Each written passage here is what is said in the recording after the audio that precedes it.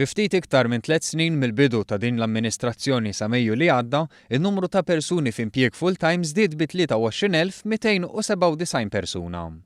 B'hekk sa Mejju in-nies jaħdmu full-time tela għal 178,709. Fl-istess waqt tul 5 snin ta' amministrazzjoni preċedenti, it-tkabbir kien ta' 11,250 impjieg.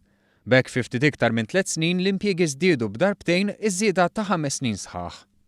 Din iż-żieda fl-impjiegi tfisser li tul dawn it-3 snin ta' din l-amministrazzjoni kuljum żdiedu mal-20 impjieg full-time, 3 darbiet ir-rata ta' ħolqien ta' xogħol osservata matul l-amministrazzjoni preċedenti.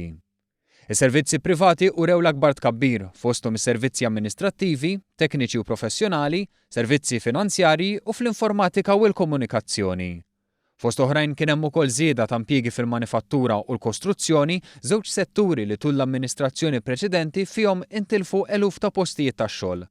Barra minn hekk f'Għawdex kien hemm żieda ta' iktar minn 1300 impjieg. Mal-20,500 minn dawn l-impjiegi full-time, jiġifieri 9 minn kull 10 impjiegi, inħolqu fis-settur privat. Barra minn hekk mill-bidu ta' din l-amministrazzjoni naqset id-dipendenza fuq is-settur pubbliku għalkemm żdiedu b'1300 l-persuni li jaħdmu fis-saħħa u l-edukazzjoni pubblika biex il-familji Maltin u Għawċin igawdu minn servizz tas-saħħa u edukazzjoni aħjar. Fl-istqarrija l-Gvern tenna jgħid li dawn ir-riżultati jikkonfermaw l-importanza tal-ħidma tal-Gvern fil-qasam tax-xogħol, politika li qed twassal biex verament il-ġid jasal għand kulħadd.